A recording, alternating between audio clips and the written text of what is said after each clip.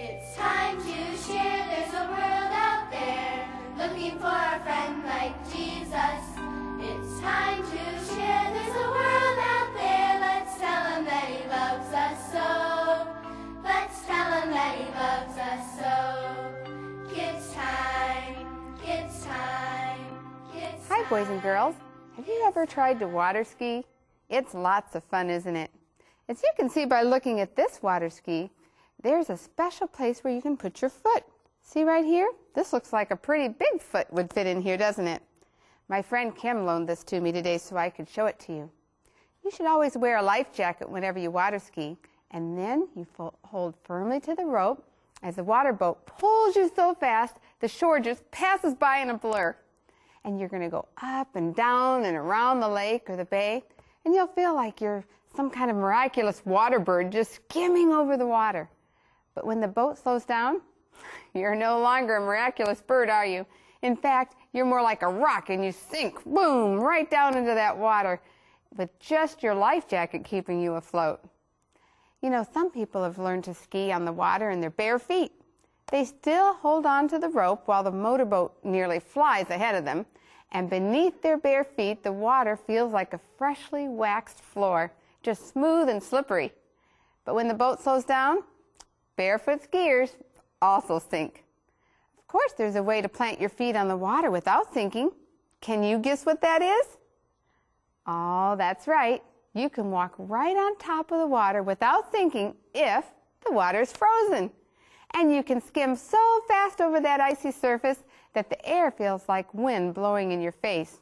That is, if you know how to ice skate. Our Bible story today, however, tells of a man who walked on water, and the water wasn't frozen.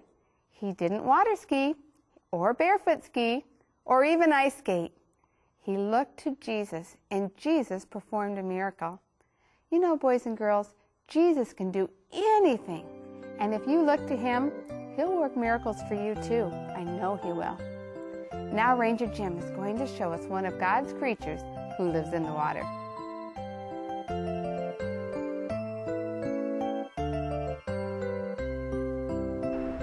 Hi there, boys and girls. Ranger Jim here saying welcome to Nature Time. We're glad you could join us again today. As usual, we have something you haven't seen before. We have some fish to show you today. The first one we're going to be showing you is a small bluegill that you can see that we have in the jar here. And the bluegill gets his name from the tiny little blue tab on his gill. And he is part of the sunfish family, includes the sunfish and the bluegill, the bass. They have a very unusual way of reproducing. The male goes out in the spring of the year, and you may see this if you're walking around a small pond or a lake. You may see some little round places like this that are bright. Maybe the rocks are showing, and the rest of the area around it is dark and covered with silt. If you look carefully, you'll see Mr. Bluegill. He's there swimming around in a circle, fanning his tail and his fins and moving the water about, and he washes all of the debris away from the sand and the small rocks. There's a small depression there, and then he tries to entice a beautiful young lady bluegill to come. When she's ready, her eggs are developing in her body. He entices her to come. He swims around her and courts her and asks her if she'd like to come and lay her eggs in his little nest. And when she lays her eggs in the nest, the sun reflecting off of the stones and the sand becomes very warm there. And sometimes a young female will say, yes, I'd like to lay my eggs there. So she lays her eggs in his little round nest, and she swims away. That's the last thing she has to do with raising her babies. The male stays there, and he continues to defend that little round spot. You look for them around a pond or a lake, and you will see them. He defends it from anyone that wants to come near there. Any fish or any animal, anything that comes near there, the bluegill will dart out and attack it and defend them until they hatch, and they're called fry. They're tiny little things like that you can hardly see. If you see a school of them in the water, it looks almost like dust in the water. But that's the way the bluegill reproduces. And then we have a larger fish over on the piece of wood that we have for you to see that has some beautiful pink reflections on its side. That's a rainbow trout. Now the rainbow trout loves to reproduce. He loves to live in cold water. He loves streams that have cold water and stones. He likes to hide behind big rocks. And he's a predator. He swims out and catches smaller fish. But when he's ready to spawn, or when she is ready to spawn, they spawn in the open water. The female swims along and lays her eggs. They simply fall to the bottom amongst all the rocks, and that's how they reproduce. This fish is technically called what we call a steelhead trout. They live in Lake Michigan, and then they spawn. They come up the very rivers in which they themselves hatched the year or two before, and that's where they lay their eggs. And then the large fish that we have here, you see some eggs out in front of this fish. Those are salmon eggs. This fish is called a king salmon or a Chinook salmon, and it is one of the largest freshwater species that we have. This fish weighs about 20 pounds, and these fish grow to be 85, maybe 90 pounds. And those are really huge, big fish. But they all came about by the same way of these tiny eggs that you see here. The mother laid them in the stream in the fall of the year. Her last act, after she lays the eggs, she travels up the stream, swimming against the water, against the current, up waterfalls, across rocks, to the very sandbar where she hatched herself many years before, and she deposits her eggs. Many times in the stream, boys and girls, I have watched the female salmon as she comes up the stream and she's laying the eggs. It looks like a little machine gun. They're popping out of the bottom of her belly, and they hit in the cold water and the rocks, and they bounce along, and coming behind her is the daddy fish, the male salmon, and he is spraying a material called a milt. It's the color of milk. It looks all the world like he's spraying milk on the eggs, and that's fertilization in the open water, we call it, okay? And that makes the eggs hatch. They fall down into cold water, a hidden view from most of the predators that would find them. Almost all of the creatures around a trout stream or a salmon stream love salmon eggs, including gulls and mink and fish of all kinds, and they feed upon those. And many of the small salmon perish, the eggs perish before they ever hatch. But after 2 weeks or so, there's a black spot forms on that tiny little egg, and that's the eye of the salmon that formed first. And then eventually, after 2 or 3 weeks, a tiny little fish comes out of that egg. You can imagine how small they are. They come out of that, and they live in the stream for 6 months or so, maybe 8 months, until they're about this size. And then on a warm spring day, when the weather is just right, when it's dark at night, no moon, the salmon begin to swim down the stream, and they swim back out into the ocean. And that's where they spend the next 2 years, depending upon their species, sometimes as long as 4 years. They leave this size, they swim out in the ocean, they go follow a path all around for many years, eating and feeding and growing larger and larger and larger from a tiny fish this size until they're a humongous big fish weighing 85 or 90 pounds sometime. And how do they find their way back? I've always wondered about that. When I was a young boy, I wondered how the fish can find their way back. And when they come back out of the ocean, they come into the larger rivers. They pass many streams the size of this one. They pass Green Creek or Mud Creek or Pike Creek or Johnson's Creek or Mud River or all of these streams. They're still smelling that scent. That is their home stream. That's what they're looking for. Until finally they find the right one and they turn and go up there. And how can they do that? Because our wonderful Creator God gave them the ability.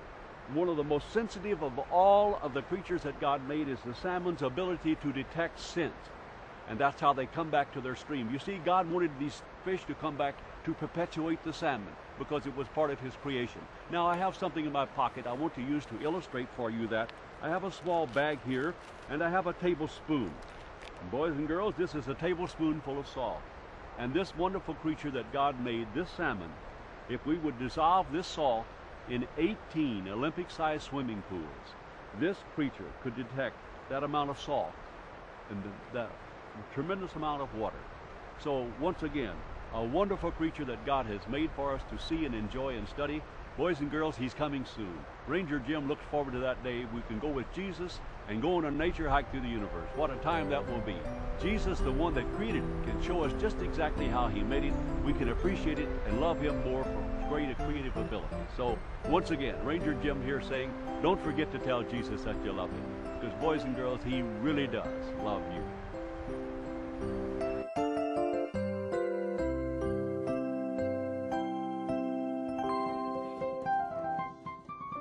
Hey buddy, what you playing? I am playing a song about sailing. I know a song about sailing too. What is it? Over the Sea. Oh, that's such a good song. Do you have a text for us? Yeah, it's for as the heaven is high above the earth, so great is His mercy toward them that fear Him. Psalms 103:11. I love Over the Sea. Boys and girls, let's sing this one together.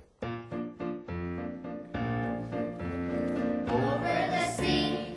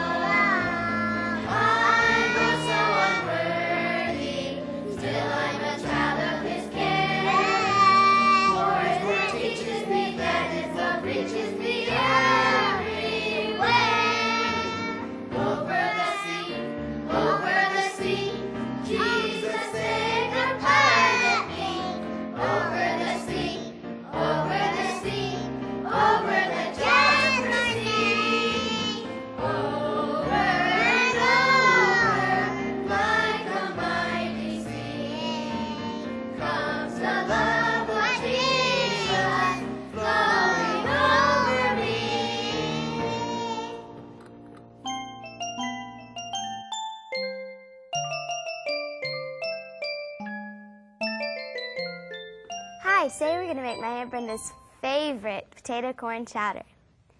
I love it too. My cousin Linda Kay likes it, and Aunt Brenda probably makes it more than she wants to. Well, I'll read the recipe for you. 5 medium potatoes, peeled and diced. 2 cans creamed corn. 1 onion diced. Celery salt to taste. Salt to taste. Onion salt or onion powder. Soy milk, just enough to make a nice consistency, and cornstarch to thicken if desired. Right here, I already have the potatoes cooking, and the onions. And so I'm going to start with our creamed corn. Pour the creamed corn in. And I like to use regular corn or corn off the cob. Just pour this in. It adds a little crunch to your soup while you're eating it. I didn't add this to the recipe. It's optional, but if you like corn, then you can add this. It's really good. Now we'll add our seasonings. Add some salt. Maybe 2 little pinches. Spread that around. Then we'll add our celery salt. Put some of that in. Stir that up. We have our also our soy milk. And I like butter the milk, but you can use any kind of soy milk you want. And this is just as a thinner. You don't want too much. We'll go over here. We'll shake this. There we go. You might want to, when you go to shake it, go over a sink or something because it spills. Sometimes goes everywhere. So we'll add some of this as a thinner. Just a little bit. Okay. Stir that all up. And if it looks too thick, depending on how you like your soup, if you like it thick or thin, but just as a thinner, you can use soy milk. Or if you like it thick, you can use a little bit of cornstarch, and you pour it in, and it thickens your soup. I think I need to add a little more soy milk to this, maybe a 1/2 cup or so. It's looking a little bit thick. Take this. It's looking pretty good. Go. Add some more just to thin it down a little bit. Stir. This is a really good soup for a whole meal. All you need is a little salad, maybe have your mom make some rolls or something, and it's perfect. Well, you see, that's all there is to it. It's really simple and easy and really good. Well, remember, until next time, keep cooking and eat healthy.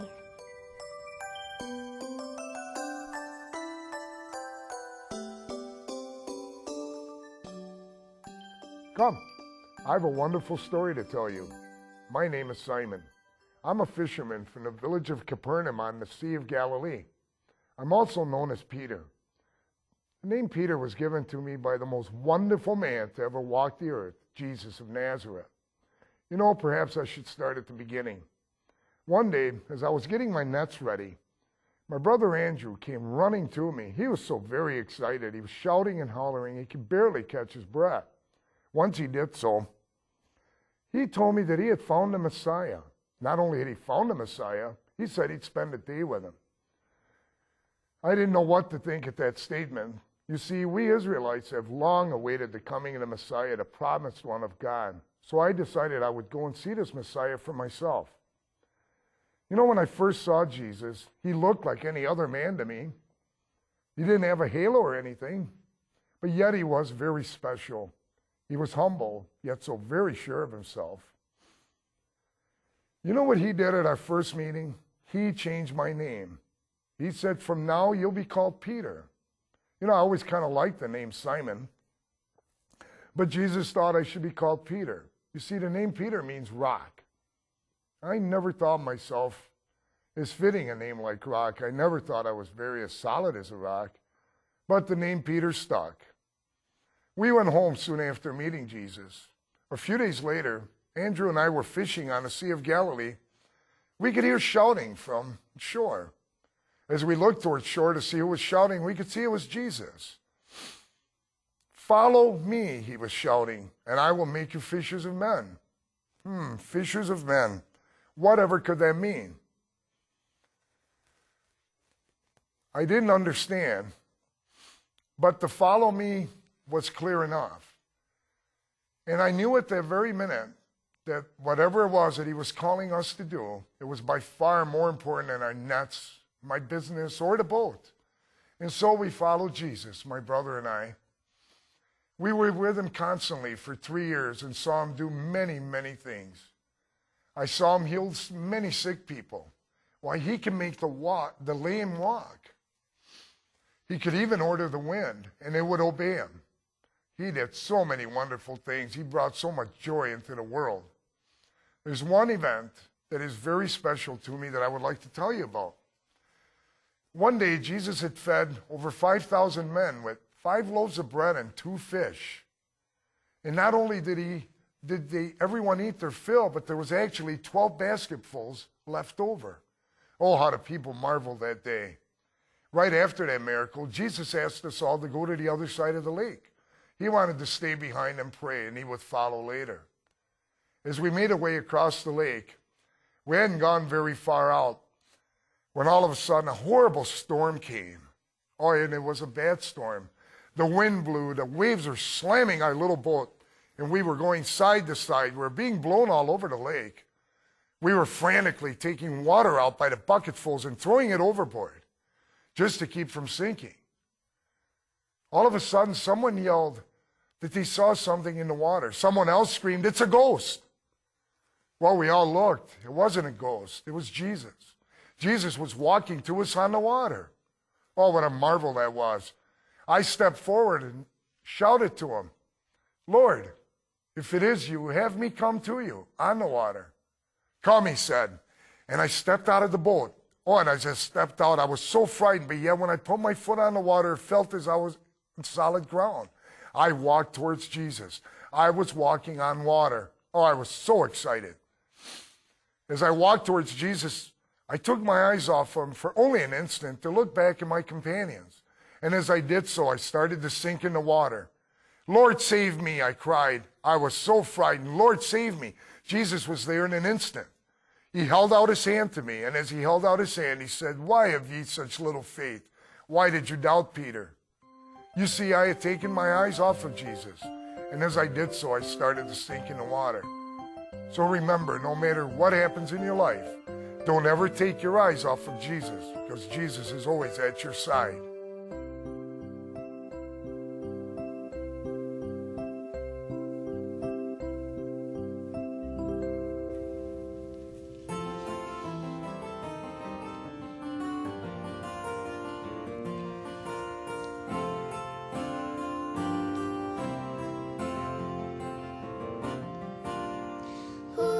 Middle of the storm, God is. Who's in the middle of the storm? God is. Who's in the middle of the storm?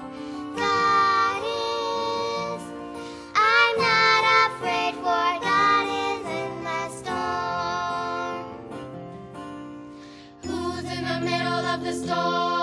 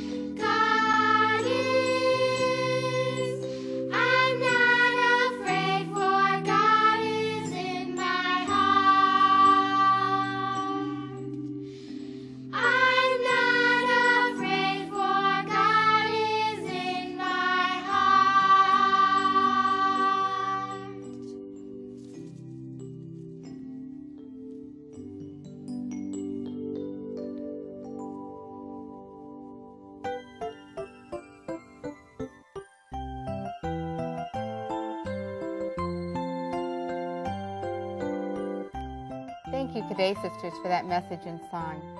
Well, I have a special treat, boys and girls. I have my friend Jonathan here, and he's going to join me on sharing time. And I've asked him to share with you ways that he shares Jesus. Can you do that, Jonathan?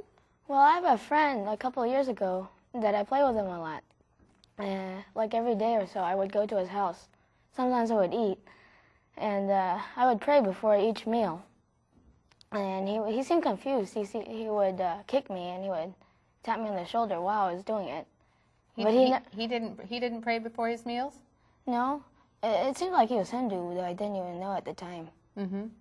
And so what would happen? Well, I would talk to him about Jesus, but he never really talked to me about it.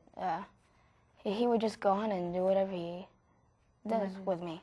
But you know what? Sometimes that's the way it is, isn't it, boys and girls? When we share Jesus, we don't always know when we sow those little seeds of kindness and seeds of faith. We don't know what's going to happen with that, but it's our job to share our faith and to share Jesus, and Jesus does the rest and sends His Holy Spirit, doesn't He? So we can pray for your friend and that Jesus would touch his heart. Well, let's read a couple of the letters right here today to the boys and girls. I love hearing from you boys and girls. And I have a picture right here. Can you hold this one up, Jonathan, so they can see? And I have a picture. Let's see. This letter is from Christy. And it says, Dear Brenda, I'm 8 years old, so I'm older than the kids in kindergarten, first and second grade. I love helping people, so I help the little kids when they need help or when a kid my age is picking on them. And me and my mom sometimes on Sunday after church, we go to the nursing home and sing Christian songs, and at Christmas we give them a gift. I love helping people. Love, Christy. And you know what, Christy? Thank you very much for sharing that. And I'm glad that you also don't join in when people are picking on someone. It's never good to do that, is it? Now let's see this picture right here. She's also drawn me a picture of her helping people. There's some people here in a wheelchair. See that? And then she's got people singing up here. I think she probably sings to them. That's nice, Christy. Thank you. Do you have a letter over there that you can open? Well, And let's see what while you're opening one of those, I'll read one of these. Oops, I got another picture. You can hold this picture up for me, Jonathan.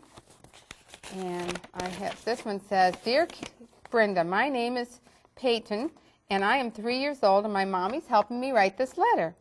I love to tell people about Jesus, and my daddy has some Bible stories called An Hour with Your Bible, and I take them with me when we go to the grocery store, and I give them to all the people as we pay for our food.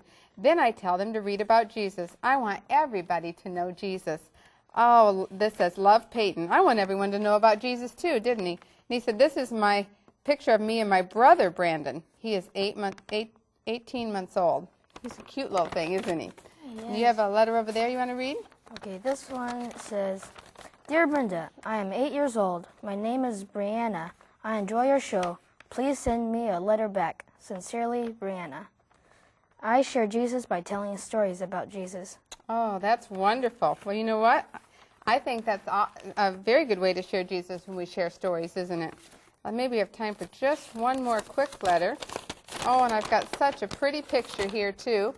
See that? From Emily. It says, Dear Brenda, I enjoy Kids Time very much. I think it is a nice show. I like special music best, and I witness for Jesus by bringing my best friends to church. Love, Emily. And this is a lilac tree in my backyard. Isn't that pretty?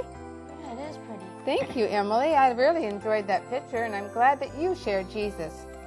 Well, I want to thank Jonathan for joining me today and telling me all about how you shared Jesus.